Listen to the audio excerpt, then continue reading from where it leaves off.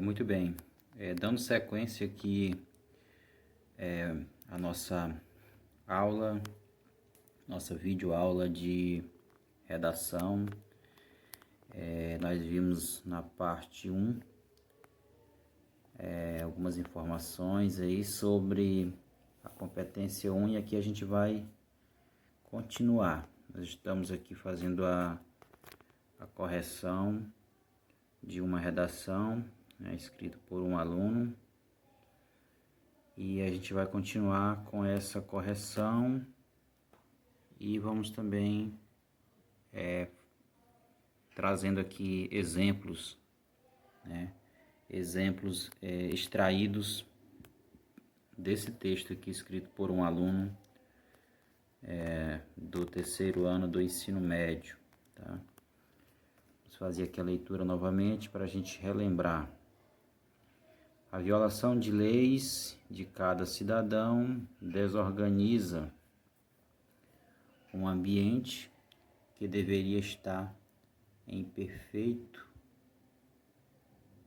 estado, pois, violando as leis, aparecerão consequências. Então, nós paramos aqui na parte anterior, na primeira parte do vídeo, nós paramos aqui nesse erro que a gente coloca aí como sendo um desvio gramatical. Aqui nós temos aqui um erro de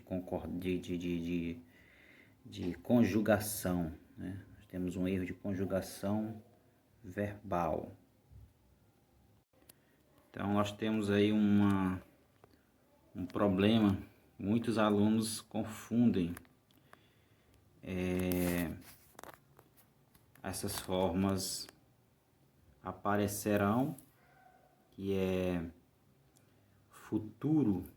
Nós temos aí a forma aparecerão, que é futuro, verbo no futuro, aparecerão com a terminação aotil. E nós temos essa forma que é a forma do pretérito, do passado, que é a terminação aqui M, apareceram. Então, muitos alunos confundem essas formas, aparecerão e apareceram. Então, são duas formas diferentes, portanto, são tempos verbais diferentes. Então, tem que ter cuidado, Devemos ter cuidado aí com essas formas, para a gente não cometer erros. Então, a pessoa escreveu: pois violando as leis aparecerão consequências desagradáveis, Então ela quis dizer que quando a gente quando nós violamos as leis, o que acontece? Aparecerão, Então sempre que alguém faz isso, Então a consequência é o aparecimento aí de consequências desagradáveis. Então ela diz aqui, violando as leis, ou seja, se você violar as leis, aparecerão consequências, Quer dizer, algo que vai aparecer, aparecerão consequências. E a pessoa continua escrevendo o seguinte: aparecerão consequências desagradáveis a uma comunidade ou até mesmo uma cidade. A gente observa bem aqui, a presença dessa conjunção, da conjunção a, Consequências desagradáveis a uma comunidade, consequências desagradáveis a uma comunidade ou até mesmo a uma cidade, tá? Então aqui a gente percebe aqui mais um erro gramatical. Muito bem, então a gente verifica aí mais um erro gramatical. Então a gente tem que observar essa sequência, Observar essa sequência, que é um paralelismo. Então você diz desagradável a uma comunidade ou até mesmo a uma. Então eu teria que colocar aqui, né, o a, né, novamente, porque isso aqui é um paralelismo. Então, desagradáveis a uma comunidade ou até mesmo a uma cidade, tá? Então, aí você estaria fazendo certinho. Tem que ter cuidado com esses paralelismos. Vivemos em um mundo onde pessoas cometem ações que podem se auto-prejudicar ou até mesmo pessoas próximas. Então, observemos aí. Vivemos em um mundo onde pessoas cometem ações que podem se auto-prejudicar ou até mesmo pessoas próximas. Então, na parte anterior a gente falou sobre a questão das pontuações, aliás, das acentuações e questão de convenções, né? Questão de regra ortográfica, né? Então, são regras que devem ser respeitadas. No vídeo anterior a gente falou sobre isso. Agora aqui, vamos chamar a atenção aqui para uma questão que é justamente essa palavra auto-prejudicar, certo? Então aqui nós temos aqui um erro relacionado justamente a esse desvio de convenções. O que é isso? É quando você não segue regras que foram pré-estabelecidas. Então, a nossa escrita, no idioma língua portuguesa, na língua portuguesa, essa escrita, a escrita que nós produzimos, ela está baseada, ela obedece a um documento, né? Chama-se acordo ortográfico. Então, é um documento e nesse documento estão todas as regras, né? Todas as regras que devem ser seguidas, que devem ser respeitadas. E se você não segue essas regras, se você não respeita essas regras, então você está cometendo um desvio de convenção, tá? Na área da ortografia. Então você, traduzindo, você escreveu a palavra de forma errada.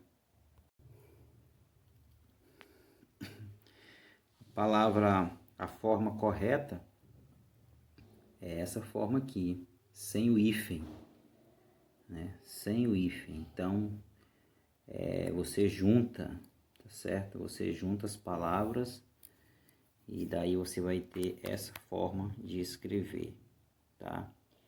Auto-prejudicar, certo? Auto-prejudicar. Então, essa é a forma correta, de acordo com o novo acordo ortográfico, tá ok?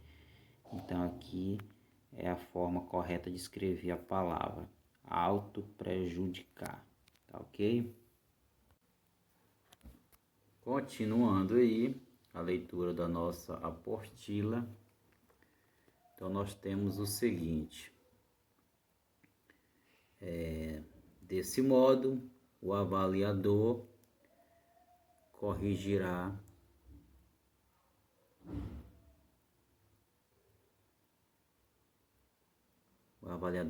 a sua redação nessa competência, considerando os possíveis problemas de construção sintática e a presença de desvios. Então aí, como a gente já falou, como já falei anteriormente, sobre a questão dos desvios gramaticais, dos erros gramaticais, conforme os exemplos ali do texto do aluno, da aluna, a questão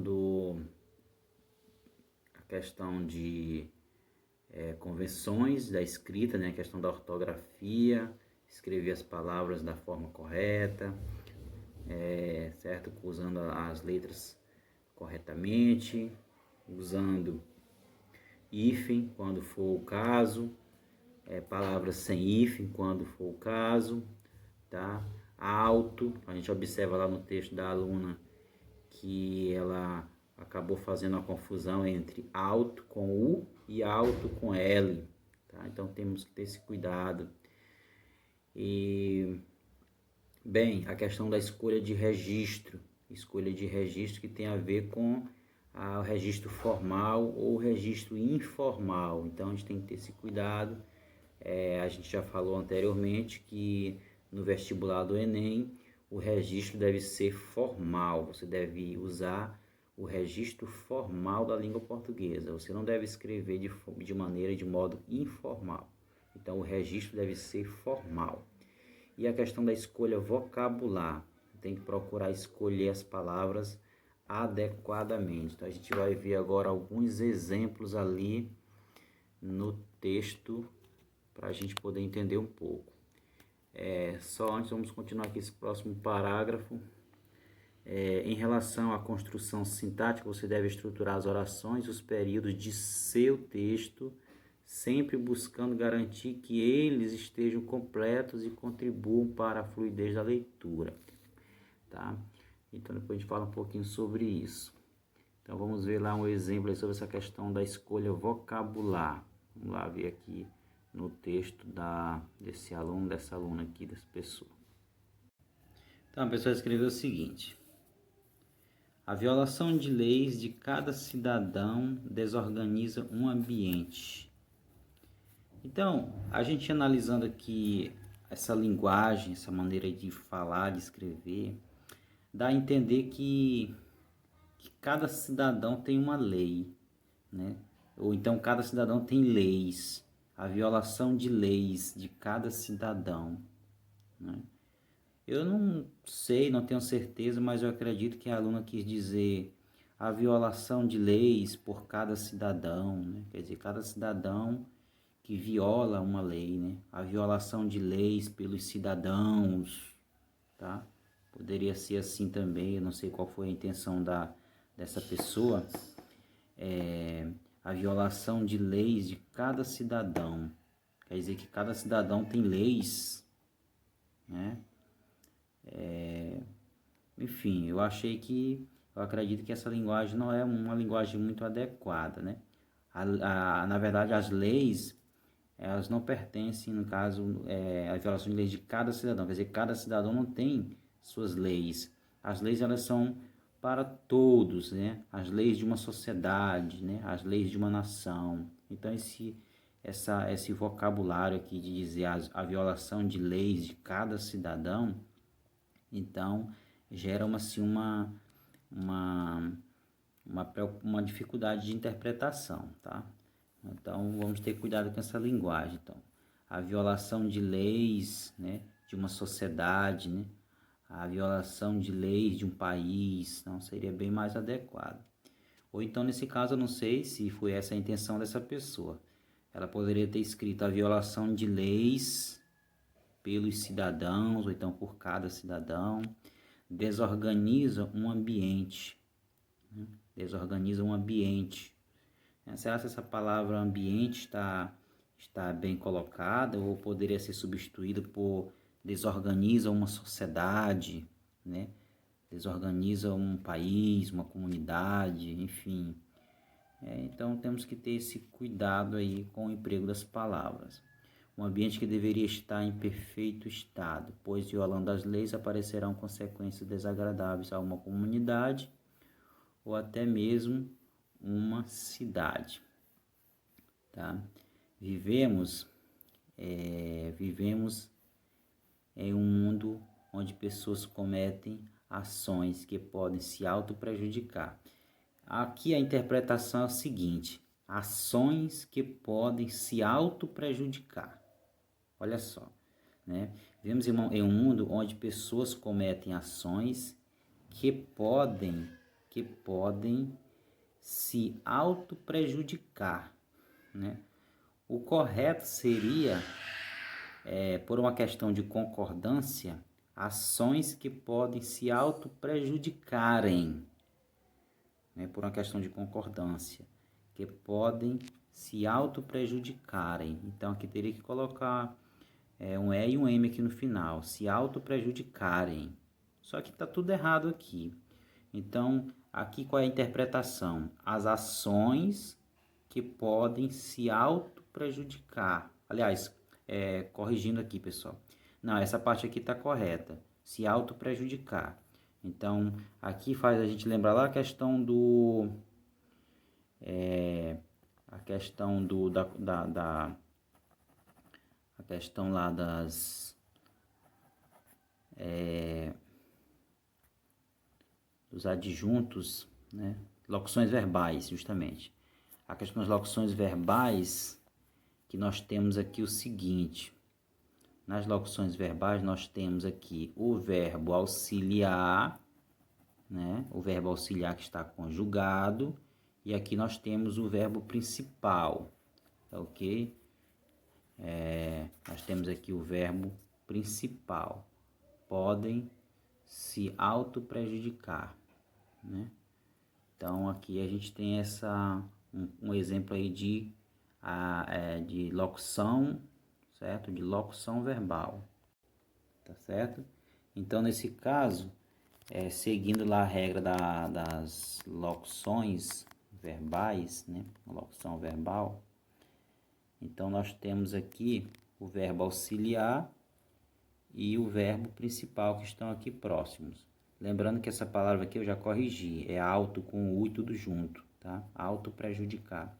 E aqui o pronome se, tá? Mas na verdade aqui são duas palavras, o verbo auxiliar e aqui nós temos o verbo principal que vem com esse termo, que é o auto, né? Quando se faz algo com a gente mesmo, com nós mesmos, tá?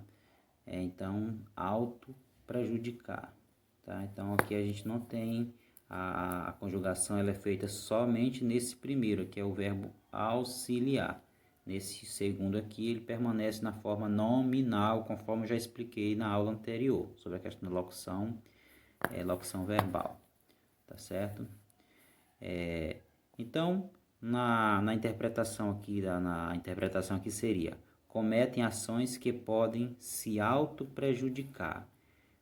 Então, quem é que está se auto-prejudicando aqui? É o cidadão ou são as ações, né? Então, qual é a interpretação aqui que a gente faz, né? Ações que podem se auto-prejudicar. Então, a interpretação que a gente tem aqui desse texto é que as ações elas vão se auto-prejudicar, tá? Não é o cidadão que vai se auto-prejudicar, não. A interpretação é que é as ações que vão se auto-prejudicar, tá? Ações que podem se auto-prejudicar, tá? Então temos que ter esse cuidado com a colocação das palavras, com a questão da concordância. E uma forma de resolver esse problema seria: vivemos em um mundo onde pessoas cometem ações, né? Onde pessoas cometem ações,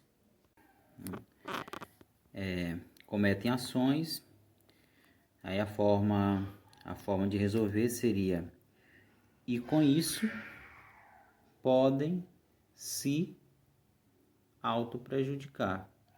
Então seria uma forma de consertar o problema, né?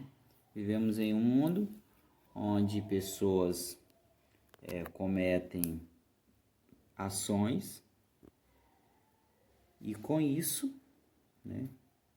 E com isso podem se auto-prejudicar. Então, seria uma forma de resolver o problema, tá? Cometem ações e com isso podem, tá? Então, tiraria esse que, né? Esse que, ele não seria, o uso dele não seria adequado, então ficaria assim: onde pessoas cometem ações e com isso podem se auto-prejudicar. Ou até mesmo Agora aqui, a pessoa colocou auto-prejudicar ou até mesmo pessoas próximas. Podem se auto-prejudicar ou até mesmo pessoas próximas. Aqui teria que colocar também o seguinte, ações que podem, e com isso, né, cometem ações, e com isso podem se auto-prejudicar ou até mesmo prejudicar pessoas próximas. Às vezes a gente tem que repetir a palavra, o termo. Mas não posso repetir uma palavra, tal. Bem, a gente não pode repetir, por exemplo, exageradamente, mas aqui como eu posso observar, se você coloca essa palavra 2 vezes, você não estaria cometendo erro. Ou então você poderia trocar por um outro termo que tem o mesmo sentido, nesse caso, e com isso podem se auto-prejudicar ou até mesmo trazer prejuízos a pessoas próximas, tá? Então seria algo aí com o mesmo sentido. Então nesse caso aí trazer ou gerar, então ficaria uma forma aí que a gente chama de sinônimo. Eu não quero repetir a palavra, então coloca o sinônimo. O sinônimo seria uma expressão, seria uma palavra que tem o mesmo sentido. Então ficaria legal assim. Cometer ações e com isso podem se auto-prejudicar ou até mesmo gerar prejuízos, né? Porque prejudicar, prejuízo, todos aí são palavras que estão no mesmo campo semântico, né? São palavras que têm o mesmo sentido, né? Podem se auto-prejudicar ou até mesmo gerar prejuízo, ou causar prejuízos, até mesmo ou até mesmo causar prejuízo, né? Podem se auto-prejudicar ou até mesmo causar prejuízo ou gerar prejuízos a pessoas próximas, né? Tem que colocar o a, né? E com isso podem se auto-prejudicar ou até mesmo causar prejuízos a pessoas próximas, que é o azinho, né? Causar prejuízos a pessoas próximas. Mas se eu quisesse colocar prejudicar novamente, o problema não, isso não seria um erro, né? Ações que podem se... vivemos em um mundo onde pessoas cometem ações e com isso podem se auto-prejudicar ou até mesmo prejudicar pessoas próximas. Nesse caso você não precisaria colocar o a, certo? Que podem se auto-prejudicar ou até mesmo prejudicar pessoas próximas, tá?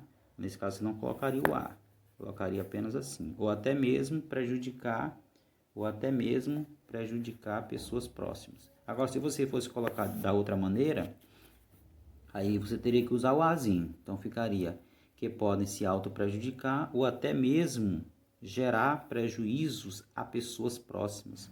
Ou então causar prejuízos a pessoas próximas. Teria que colocar o azinho, né? A pessoas próximas.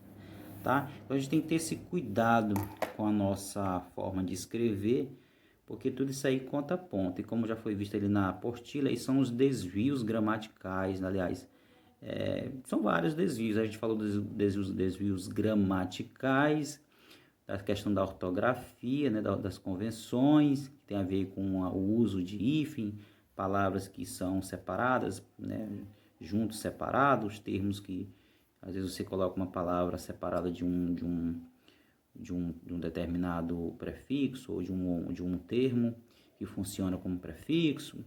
Às vezes você usa hífen, às vezes não. Então são as convenções, são as regrinhas, né, que a gente tem que respeitar, a gente tem que atender a essas regras. E daí nós temos a questão do registro, que a gente tem que saber colocar, escrever fazendo uso do registro formal, porque o vestibular do Enem é bem claro, né? Eles deixam bem claro. Escreva um texto tal em língua em escrita formal, modalidade escrita formal. Tá? Então eles deixam bem claro isso. E a questão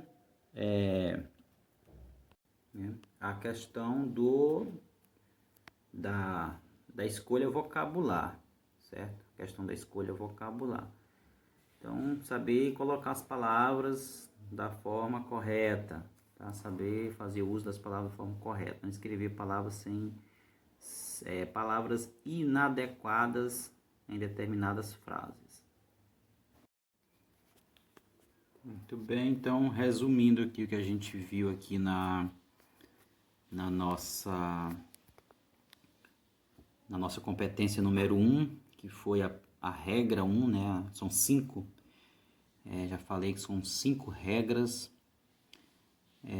cobradas no vestibular do Enem, relativas à redação. São 5 critérios, né? São 5 critérios.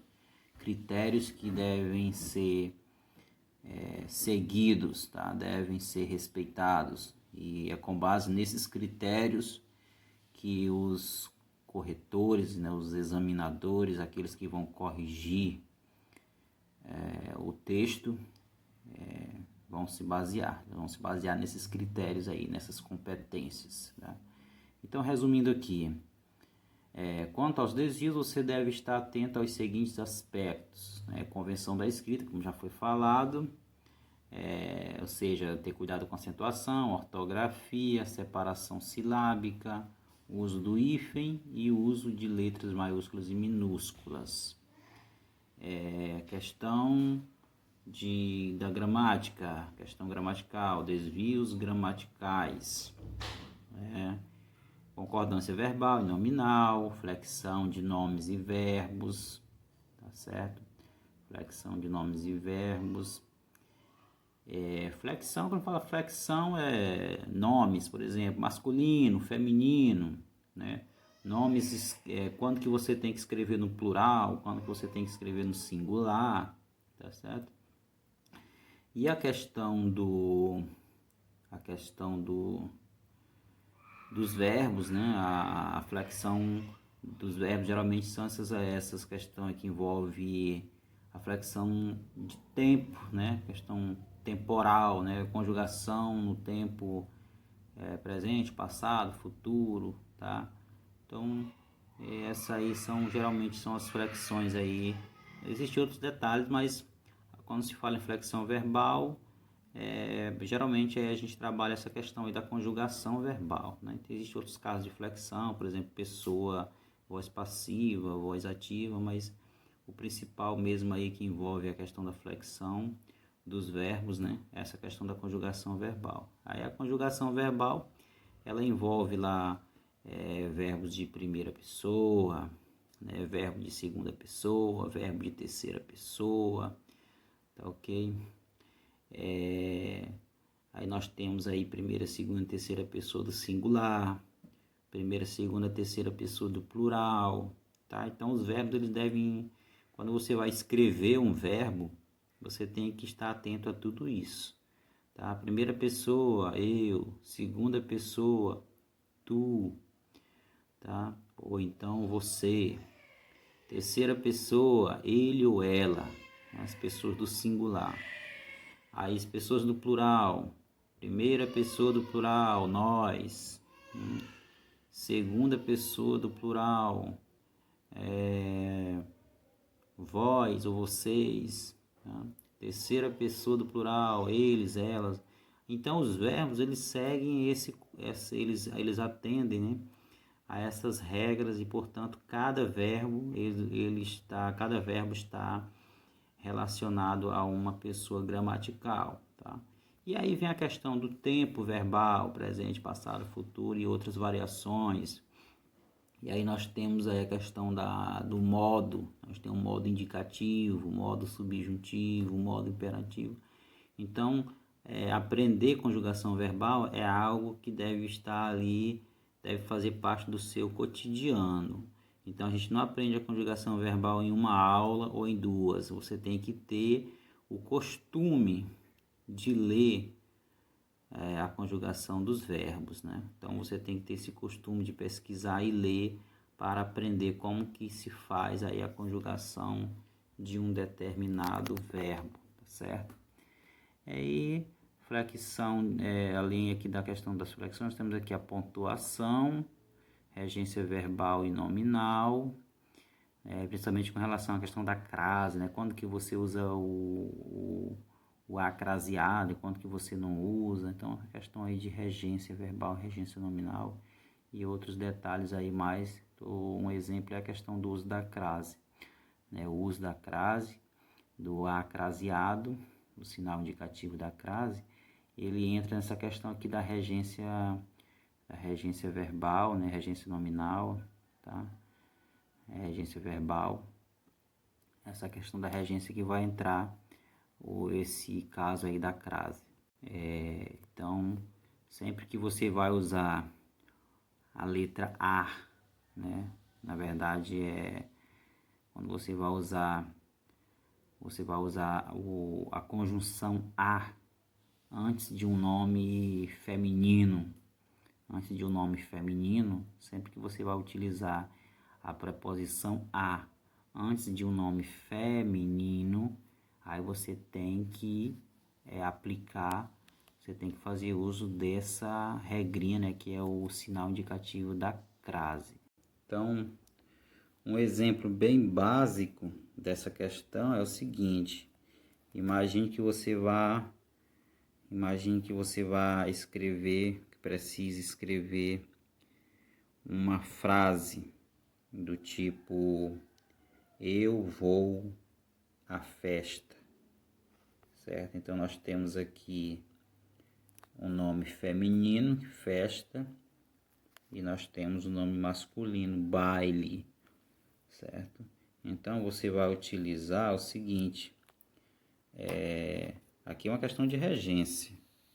Aqui nós temos a preposição a e nós temos o artigo a. Aqui neste outro caso nós temos a preposição a e nós temos o artigo or, tá? Então é esse caso aqui.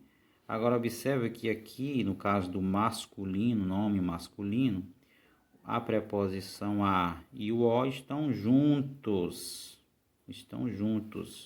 um próximo do outro, tá? Agora observa aqui nesse outro caso aqui do nome feminino, é que aqui a gente não coloca um a próximo do outro, a gente coloca apenas um a, a gente coloca apenas uma letra a e coloca esse sinalzinho aqui que é o sinal indicativo da crase, tá? Esse tracinho aqui com essa direção aqui para a esquerda, ok? Que não é o acento agudo, isso aqui é o sinal indicativo da crase, então ele tem essa inclinação aqui para esse lado aqui à esquerda, tá? Então, você não coloca as duas letras A, tá? Você coloca apenas uma letra A e daí você coloca esse sinal aí indicativo da crase. A gente chama sinal indicativo da crase. É isso que a gente chama de acraseado. Acraseado por quê? Porque ele tem o sinal indicativo da crase. Tá? Então essa é uma regra básica. Existem outras regras, mas a regra básica é essa. Nós temos também aí a questão da colocação pronominal. E nós temos aí a pontuação e paralelismo. A gente, naquele exemplo ali no exemplo do texto, eu falei um pouco sobre o paralelismo, tá? Falei um pouquinho sobre o paralelismo. Nas próximas aulas a gente vai vendo aqui esses casos aí de regência, né? De concordância, de colocação pronominal e tudo, né? A gente vai vendo aí, a gente vai fazendo as correções dos textos e nós vamos dando esses exemplos, tá ok? E próximo aí, né, questão de escolha de registro, que como já foi falado aí, né, você tem que saber qual é o registro que está sendo exigido no vestibular. No caso do Enem, eles exigem a modalidade formal, o registro formal, tá certo? E aqui nós temos aqui a questão do registro, adequação à modalidade de escrita formal, isto é, ausência de uso de registro informal ou de marcas de oralidade. O que é isso? Então, alguns alunos, algumas pessoas, eles costumam escrever assim conforme falam. Então, a escrita deles, ela é muito parecida com a oralidade. Exemplo, pra. a gente usa muito esse pra na oralidade, só que na verdade é para. E outros exemplos, né? O aí, né, tem aquela repetição aí do né, do aí, e, enfim. Então, algumas pessoas costumam escrever muito, a escrita dessas pessoas é muito parecida, muito semelhante com a oralidade, ou seja, escrevem da mesma forma que falam, né? Eles falam errado, aliás, não é nem questão de falar errado, é a questão também de saber em que ambiente você vai utilizar o registro. Se você está na sua casa, na rua, na praça, é claro que você vai falar de maneira informal, tá? Agora, se você vai escrever uma redação para um vestibular, você tem que usar o registro formal da língua. Então, você tem que separar as coisas, né? Você tem que se adequar a determinadas situações, tá?